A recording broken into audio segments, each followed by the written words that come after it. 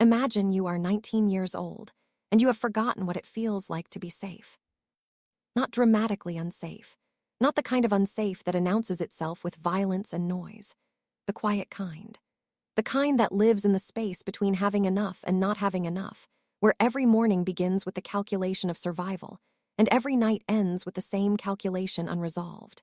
Where beauty is a luxury you stopped allowing yourself because beauty costs attention and attention costs time, and time is the one thing standing between your family and ruin.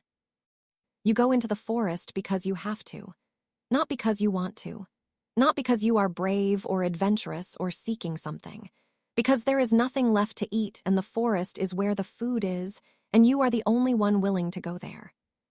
And in the forest you see a wolf, and you do something that will change everything. Not because you are a hero, not because you know what you are doing, but because in that moment, with the cold pressing in and the hunger making everything simple, you make the only choice available to you. And the consequences of that choice will take you somewhere you were never meant to go, into a world you were told was dangerous and beautiful and ancient and terrible, into the presence of a creature who is all of those things simultaneously. And something in you, the part that has been frozen for years under the weight of survival, will begin, against every instinct, to thaw. This is A Court of Thorns and Roses. This is Sarah J. Maas doing what she does better than almost anyone alive, taking the bones of a story you think you already know and filling them with something so alive and so specific and so emotionally precise that the familiar frame disappears, and you are left with something entirely new. And you will not put it down. You will try. You will not succeed. Who was Sarah J. Maas when she wrote this book? Sarah J. Maas began writing what would eventually become A Court of Thorns and Roses when she was a teenager. The seeds of the story were planted in an online writing community, developed over years, shaped and reshaped through the long process of becoming a professional novelist. She had already launched the Throne of Glass series, which announced her as a writer of extraordinary ambition and scope, before ACOTAR arrived in 2015 and redefined what was possible in the genre she was working in.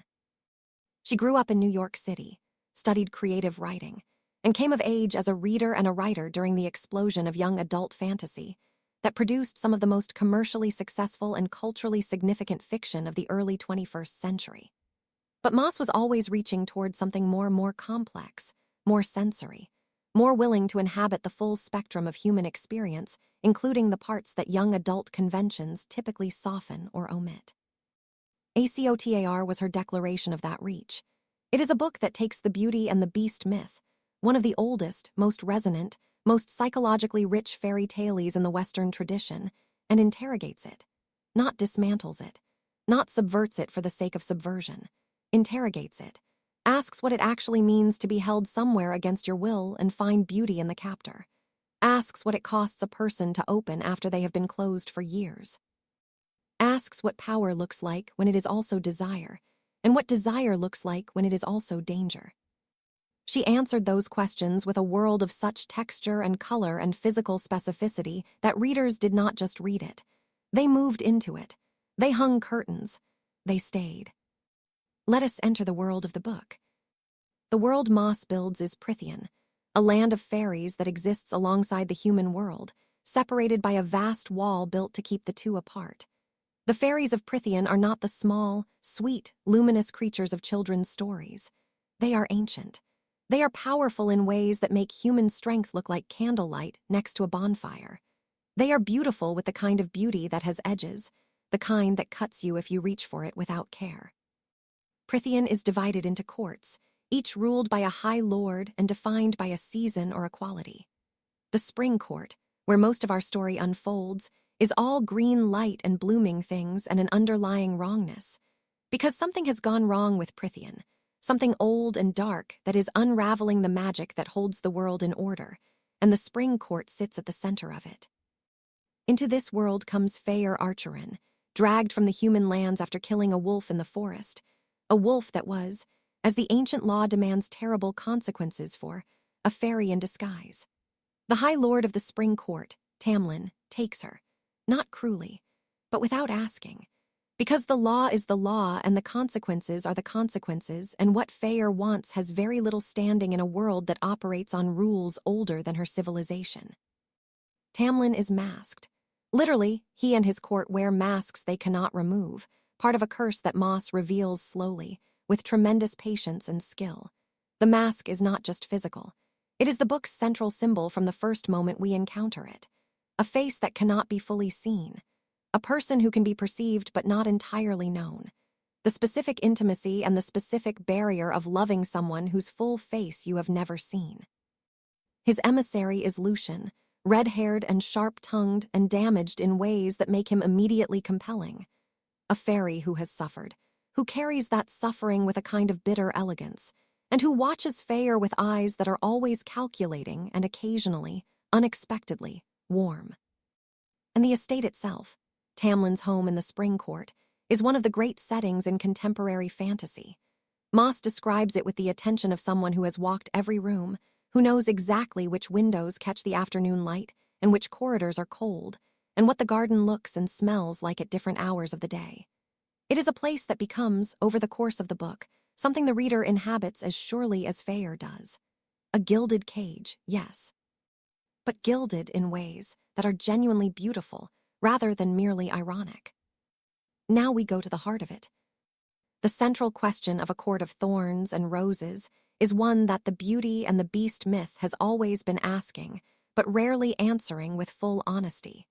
What does it mean to choose someone you were initially given no choice about?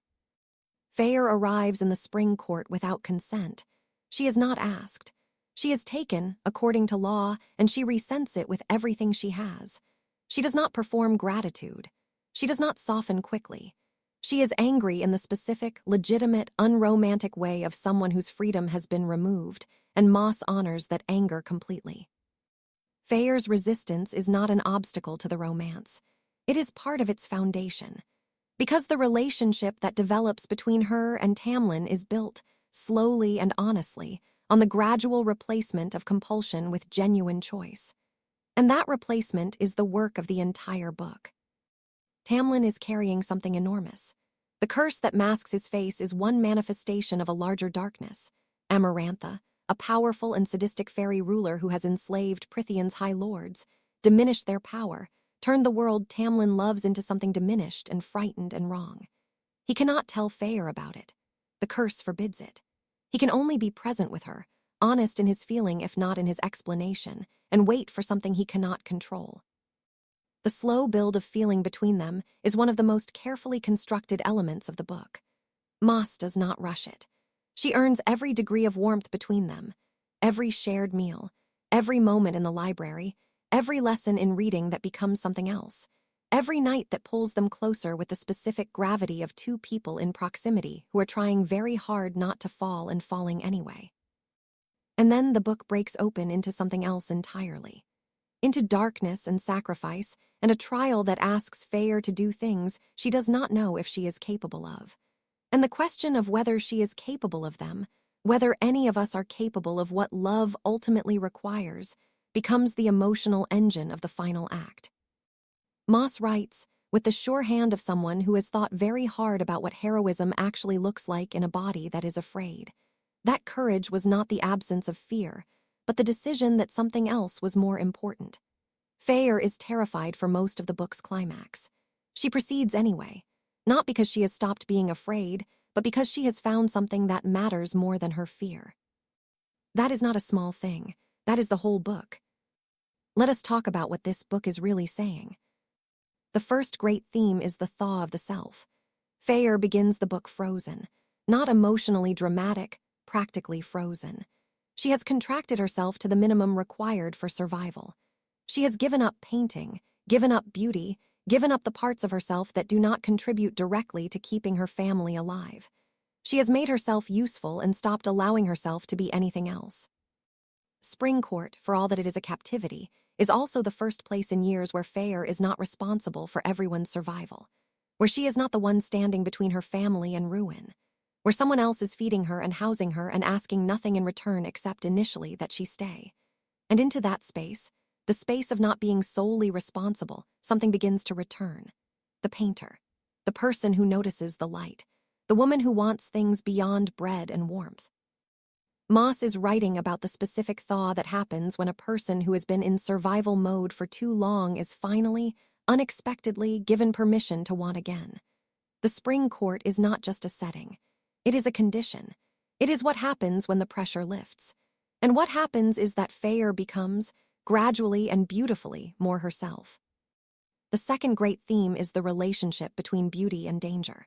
Prythian is gorgeous and it is lethal. The spring court blooms perpetually, and its inhabitants can kill you without particular effort or remorse. Tamlin is the most beautiful person Feyre has ever seen, and he is also an apex predator by nature, by power, by everything his world has made him. The book does not separate these things. It insists on holding them together. This is the fairy tale's oldest truth, that beauty and danger are not opposites but companions, that the things most worth wanting are often also the things most capable of harming you, and that navigating that reality requires something more nuanced than either surrender or retreat. It requires the specific, difficult, ongoing work of choosing with open eyes, not choosing the danger away, choosing in full knowledge of it. The third great theme is the nature of the curse and what breaks it. The curse that binds the spring court is not broken by love in the simple, declarative, movie-ending sense. It is broken by something more costly and more specific than a confession of feeling. It is broken by action, by a human woman walking into the most dangerous place in the world, not because anyone asked her to, and not because she was certain she would survive, but because love, at its most serious, is not a feeling. It is a decision, a series of decisions made under conditions of real cost, toward someone whose face you have never fully seen. That reframing of what breaks the curse is also a reframing of what love means. It is Moss arguing, through the machinery of fairy tale, that love is not the soft thing. Love is the thing that walks into darkness for someone. Love is the choice made when every rational instinct says to turn around. Now let us look at these characters as the people they truly are. Feyre Archeron is one of the most satisfying heroines in contemporary fantasy because her growth feels genuinely earned rather than declared. She does not arrive as a chosen one. She does not begin with special powers or secret destiny. She begins as a girl who knows how to hunt and how to survive, and has forgotten how to want anything beyond those two things. And everything she becomes over the course of the book, and the series, grows organically from who she already was, turned toward the light and given room to expand. Her illiteracy, which Moss introduces quietly and handles with real sensitivity, is one of the book's most humanizing details. It is not presented as a failing. It is presented as the logical result of a childhood spent surviving rather than learning, a life where reading was a luxury that could not be afforded. And her learning to read, with Tamlin and Lucien, becomes one of the gentler and more meaningful progressions of the romance, the building of a shared language, literally. Tamlin is the book's most contested character, and not without reason. He is genuinely compelling here, restrained, powerful, carrying an enormous weight with a dignity that Feyre recognizes and responds to. But Moss is also, even in this first volume, planting seeds of something more complicated. The possessiveness that reads as protectiveness, the control that reads as care, the things he cannot tell her and the consequences of that silence. Readers who come to the series knowing where it goes will find those seeds visible from the beginning. And that visibility is not a flaw. It is craft. Lucien deserves far more credit than casual summaries of this book typically give him. He is the character who brings texture and reality to the spring court, whose damage is more visible than Tamlin's, whose humor is the defense mechanism of someone who has been genuinely broken and has decided that wit is a more bearable armor than grief. He is never simply a sidekick. He is always himself. And what he is one of the more interesting people in this world. And Amarantha, the antagonist, the shadow over everything, the force that has been squeezing the life out of Prythian for 50 years. She is terrifying in the way that the best fantasy villains are terrifying, not because she is purely evil, but because she has a logic. She wants something. She was wronged, or believes she was, and that wrongness curdled into something that has none of the heat of its origin left and all of the cold efficiency of long-practiced cruelty. She is what grief looks like, when it has been weaponized for long enough that it has forgotten it was ever grief. What has this book done in the world? A Court of Thorns and Roses arrived in 2015 and proceeded to do something remarkable. It created a new category of reader. Not young adult, not adult literary fiction, not traditional fantasy in the epic world-building first sense. Something in between, or rather something new that did not need the existing categories to define itself. Romantasy. The word arrived partly because of this book and the movement it helped generate. The understanding that fantasy, world-building, and romance intensity were not opposing forces, but complementary ones, that the heightened reality of a magical world was the perfect container for the heightened emotion of a great love story. The series expanded across multiple volumes with a scope and ambition that is almost difficult to describe. The world grows, the stakes grow, the characters grow, and Moss's willingness to follow her characters wherever they need to go, regardless of whether it is comfortable or expected, produces some of the most emotionally extreme reading experiences in popular fiction. The book talk generation embraced the series with the particular fervor that attaches to books that feel like they were written specifically for you. Readers did not just love these books. They made them into a way of life. The spring court, the night court, the specific aesthetics of each world, these became shorthand for an entire community of people who understood references that outsiders could not follow and did not particularly want to. The cultural impact extends beyond reading. ACOTAR influenced the aesthetics of an era, the candles, the rich jewel tones, the sense that fantasy could be tactile and sensory and intimate rather than grand and distant and architectural. It influenced a generation of writers who grew up reading it and are now writing in conversation with it. It put Sarah J. Maas in the company of writers whose work defines the imagination of an entire generation of readers. Now let me be honest with you. A Court of Thorns and Roses is not a perfect book. In the context of the series it begins, it is in some ways the quietest volume, the one most focused on a single relationship, a single setting, a relatively contained world. Readers who come to it after the later volumes sometimes find its packing more deliberate than they expected. The romance builds slowly, which is exactly the right choice, but which can feel slow in the early chapters before the magic of the setting and the characters takes hold. The Beauty and the Beast architecture is visible, and intentionally so, but it also means that readers very familiar with the source myth can anticipate certain movements of the plot in ways that reduce their impact slightly. Maas knows this and works against it where she can, but the bones are the bones. Where the book is simply, undeniably excellent is in its sensory world building, its patient construction of the central relationship, and its final act, which delivers on every promise the preceding pages have made with a force and an emotional precision that earns every reader who stayed for it. The climax of this book is one of the best sequences Maas has written, full stop. It does what great fantasy endings do.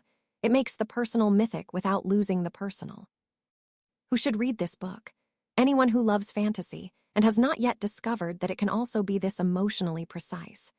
Anyone who grew up with Beauty and the Beast in any of its forms and wants to spend time with an adult interrogation of its implications.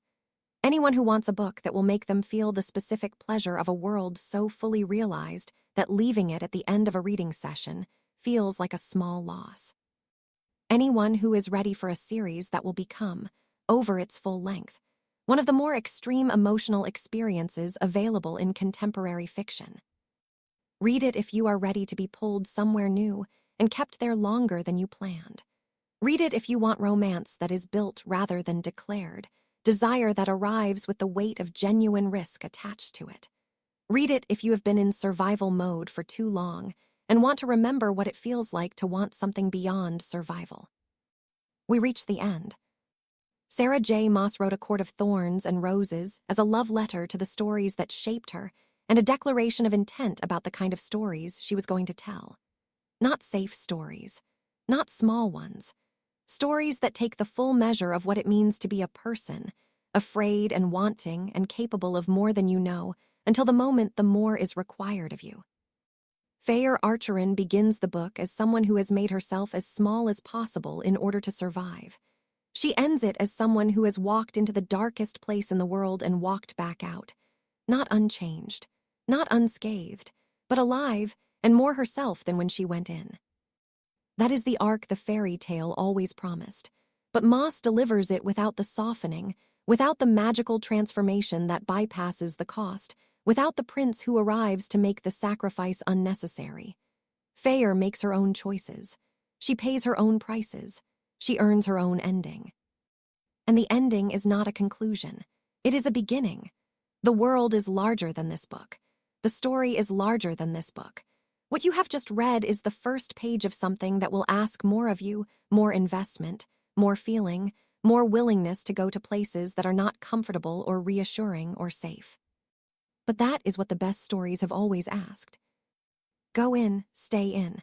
Let it be uncomfortable. Let it be beautiful. Let it do what only the oldest stories know how to do. Take you somewhere you have never been and make it feel, by the time you arrive, like somewhere you have always been trying to get back to.